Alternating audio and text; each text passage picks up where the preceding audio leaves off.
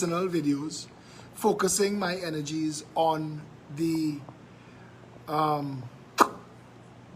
work that we've been doing, raising awareness for Andrea Barrett and all the other women who have lost their lives in this way, or women who have gone missing that we've never been able to find. And people have been sending me a question that journalist Asha Javid, I'm trying to be respectful, asked about why we making this much noise over Andrea and we didn't make this much noise over Ashanti. And every time somebody sent me that question, it irked me a little bit more. But I've been trying to be very unpolitical and respectful during this time. I don't want to taint or I don't want to use this girl in any way. I want to show Andrea nothing but respect. I think she deserves that. But it seems to have got a little traction that Asha and others, and that's the problem with putting things in the public space. Other people pick it up and they walk with it now, and then it becomes a thing. So I thought I'd answer from my point of view, because I have been a central figure in the response to Andrea Barrett's death. And I want to be able to explain why Andrea and not the rest. I want to go back to Asami. When Asami died, and I mean we could go much further because I've been fighting for Akil Chambers. I was the person behind the Justice for Children Akil Chambers March that put 50,000 people in the street by the third year and forced the then government to do the Children's Authority and pass the Children's Authority Act. So I've been in this a long time, but there are people in this country with responsibilities. Now, over the past couple murders, we got a type of, I want to say this respectfully, a type of convenient, hypocritical activist group that shows itself for specific things. It doesn't hold across the board. It's almost personality driven, or whatever they think would give them a bandwagon. And it's the same, more or less, handful of talking heads and noisemakers. And for Asami, they framed the narrative in Timki. So all of the march and all of the protests for Asami ended up being about Mayor of Port of Spain, Raymond Timke, who made some statement about what she was wearing, and that became the march to get Timke fired. Timke was fired, and then that was good enough for the bandwagon crew. They got some media, they got some posts on Facebook, and they felt like they were doing something. Asami's still dead. We never found Asami's killer. Shannon Banfield. When Shannon was found, I, again, not trying to push myself to front, and this is not my wheelhouse. Women's issues should have women's activists. I mean, it is their specific area of concern. And I watch an organization made up of the same bandwagonists. They just keep changing the name. An organization was formed called Arm in Arm, and Arm in Arm took that matter and did some protests that stayed and stillborn again. But once they get a couple hundred people in a King George, Fifth Park, or to walk down Charlotte Street and make a little bit of noise and get themselves on TV6 and CNC3, they've accomplished what they set out to accomplish. We still have no idea who killed Shannon Banfield. We have no heat on that. And again, as an activist, I've been an activist in Trinidad and Tobago, due my 27th year. And I have fought for things. I've gotten things. I've gotten subventions for the orphanages. I got that. I've gotten I've gotten handicapped parking spaces. We still don't have a law, but we have handicapped parking spaces, and that's because of years of fighting. I've gotten support for the homeless. So, as an activist, I know for the victims, the journey is important, but the outcome is exceptionally important, because what you want is an outcome that changes the game.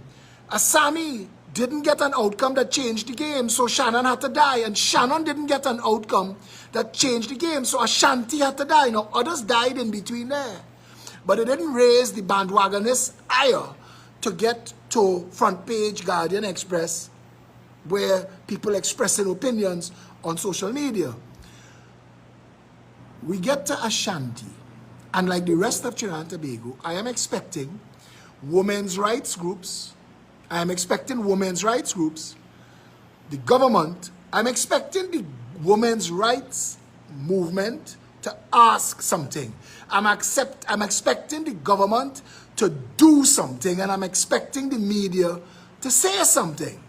The women's rights people failed Ashanti, the government failed Ashanti, and the media failed Ashanti. I remember when the corner of Carlos Street and Arapita Avenue was a place called the Zoo.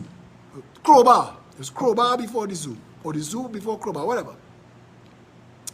And I was there, and that would be about 20 years ago. I was there on a table with journalists. Now, this was before I got political, so I was a journalist darling. And I asked them, you have a pulpit. Why aren't you asking at the end of every show who killed Akil Chambers? Why aren't you printing on the front page of every newspaper who killed Akil Chambers every single day? Because if you did it every single day, it will force Trinidad and Tobago to either take action or confront itself. Either way, you'll get an action and you'll get a response. Because we will end up saying as a nation, we don't care, let people kill one another, and that would be the order of the day. Or you will push public response into support for a better country. That has never been the case. Our media are the reason we are 9-day people. It is because the media are propagandists for hire that the media will hold a story, pick it, and bring it back down, and then pick it with something else. Like, and I want to show you this before I answer why Andrea. Today, they send me stuff on $1 million yachts burning yacht club. Not a word. They send me call member going and raid the heritage and stabilization. Not a word. Clarence Rambarat said pepper spray could kill people harder than... Not a word. My every post, my every comment is Andrea Barrett. And I said that I will get that girl to her funeral with 9 nights. That was my commitment. Because when Andrea died, and I listened and I looked to see what was going on, coming out of, because they have some noisemakers, and PNM guilty of this. They have some noisemakers who quick to tell you to name, shame, and blame the victim. And find all kind of things. She went looking for man, she man fall out. She was involved in drugs. So I waiting and I watching for all the time this girl missing. And all I getting about Andrea is this innocent little girl. No matter what anybody else say. No matter what else they ask. I'm seeing this chaste, modest, humble, innocent young woman. And I'm thinking to myself, if this woman ends up murdered, I, Phillip Edward Alexander, am not accepting it. I said that to myself when they were looking for her. I stopped doing live videos about anything else. And I said, Andrea is going to be my line in the sand. I am going to end up dealing with women's issues. I am not going to wait on Asha Javid and the rest of the clowns in the media. I'm not going to wait on Stuart Young and the rest of the clowns in the government. I will get myself involved. Thursday, they found her body. And Thursday night, Thursday during the day, I said, I will be at the Red House to light a candle for Andrea. That's all I said. I didn't ask anybody else to come. I didn't say, let me do this. I said, I will be at the Red House to light a candle for Andrea, because I was betting on Trinidadians to be better people than the media and the government makes them out to be. And so said, so done. Between Thursday, Friday, by Saturday, it was national. It was national. People were lighting candles everywhere. By Sunday, it was international. British Virgin Islands media, St. Lucia media, people calling from all over the world. The BBC doing a story on it now. And I have not stopped. Like I told the journalists 20 years ago, I was doing it every single night. It's exhausting. I am in my office now, 5:30, preparing for tonight, for tomorrow. My shirt ironed for the funeral. I have to leave my home 7 o'clock to get to Arima in time for a funeral, to come back down the road to plan the biggest night of the week. And my life is on pause. A lady talked to me in the gym this morning. She said, I'm with you 100%, you have my full support. I said, don't tell me that now, man. You're lying to me. She said, how you could say that? I said, because I'm not seeing you day and the night. She said, well, I want to come, but I have a party to have a birthday line to go to. I said, when we started on Thursday, I was one of the people planning my sister's surprise birthday party for Friday. And because I had given my word to Trinidad Thursday night, I had to miss my sister's surprise birthday party on Friday. And I said to Trinidad and Tobago, when you know that you're serious, is when you no longer have plans. All your plans get pushed aside. I've said it before in the past. If you come home from the grocery with bags of groceries in your hand and your house on fire, you don't go in the house to pack away groceries, then to deal with the fire. You drop the groceries. Fire is job one now. You come downstairs to make a cup of tea and there's a rattlesnake. You don't make your tea, drink your tea, and then deal with the rattlesnake. Rattlesnake is now job one. Trinis need to understand. Cancel all plans. I asked for tomorrow to be a holiday. The noisemakers outside there. And I'm not calling nobody else's name but Asha Javid. Because Asha Javid should know better and should do better. And every single time she lets herself down, that's on her. But now she's let her whole gender down. Because women should not be played one against the other. If Asha Javid is saying Phillip Edward Alexander and his following is doing such a fantastic job raising awareness about Andrea that it shames us for our inaction over Ashanti, say that. Say those words. Don't make it sound like because you and the knuckle draggers and the bandwagonists did nothing for Ashanti or Shannon or Asami, we must do nothing. We must come to a place in Trinidad where we can no longer accept the things we cannot change and change the things we cannot accept. I, Phillip Edward Alexander, am now a women's rights activist. And I am going to fight for the rights of my female, my sisters in Trinidad and Tobago. I want you to hear me. People are writing on my threads. My threads on Facebook crossed 2 million impressions today.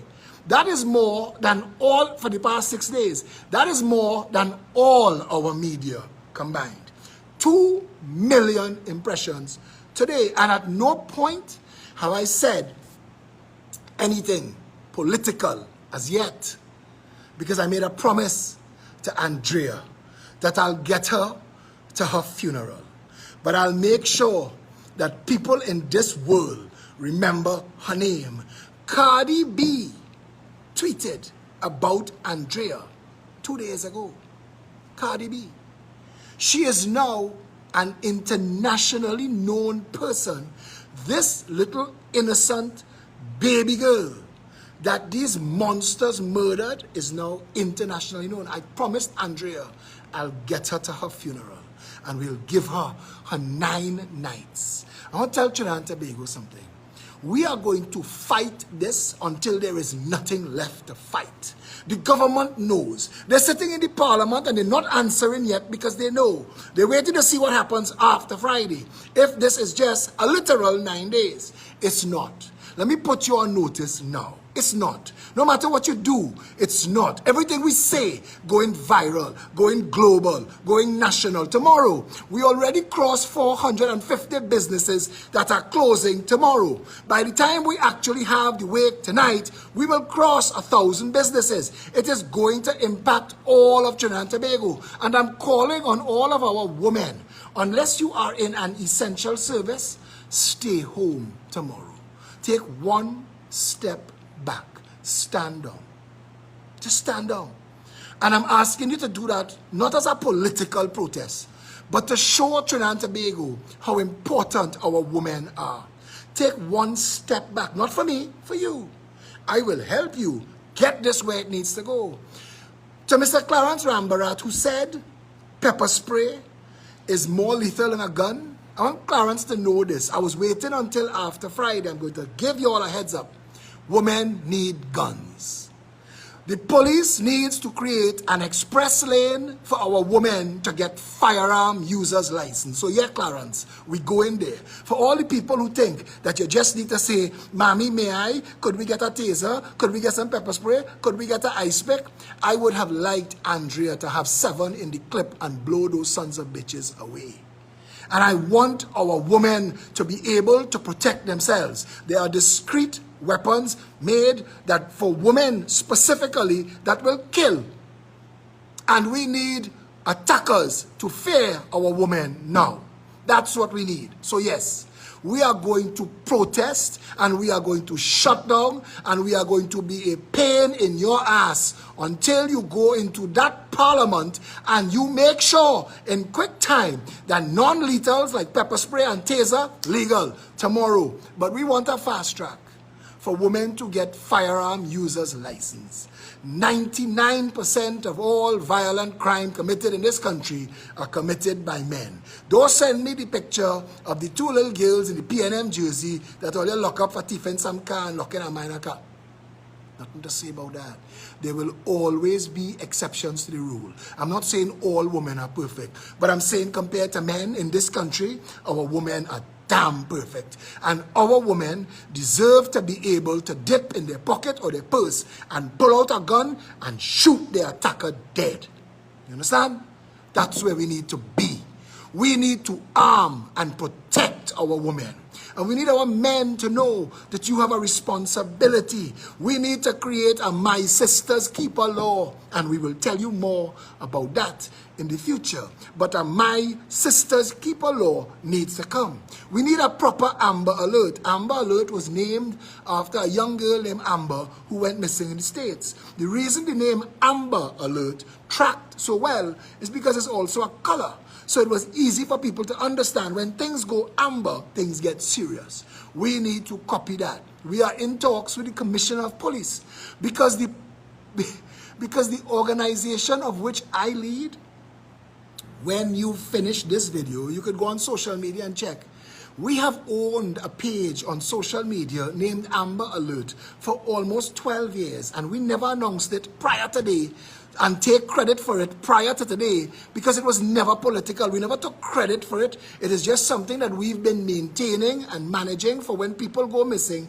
We own an Amber Alert page over 12 years now. We are going to make it available to the Commissioner of Police. We're talking to all the board owners to create an instant Amber Alert. Once the police says this person is a missing person, we're going to drown Trinidadian information. Finally, to Asha Javid, who should know better and should do better, I want to tell you something. You have a responsibility now to every woman in this country who has died before. Account for what you did for all your sisters, including Ashanti, as you raise her name. Account for what you did for Ashanti, because this same protest that I am leading, it could have been for Ashanti too. But I thought you and the government and the media were going to do your jobs. I said, failing that, if it comes to this, if another one dies, I will lead the charge. Andrea, unfortunately, happened to be that person. I want Trinidad and Tobago, I want to close with this. I want you to hear me say these words, because we have a list of demands that we are putting in the public space after Andrea's funeral. I am not politicizing this until Andrea's funeral, but after her funeral, our list of demands, and we've given some sneak peeks, it includes a commission of inquiry into the criminal justice system. I will explain more about that in depth, how a commission of inquiry is supposed to work and how we will get it to work. I want Trinidadians to remember this. We are no longer accepting things that we cannot change. We are changing things that we cannot accept. Stay safe. We have our candlelight vigil tonight, and tomorrow is the last night. The entire family, the daddy and everybody is coming down to that vigil. We are going to show them love and support and respect, and we are going to stand with them. But in Andrea's name, we are going to change the game. Stay safe, Trinidad and Tobago.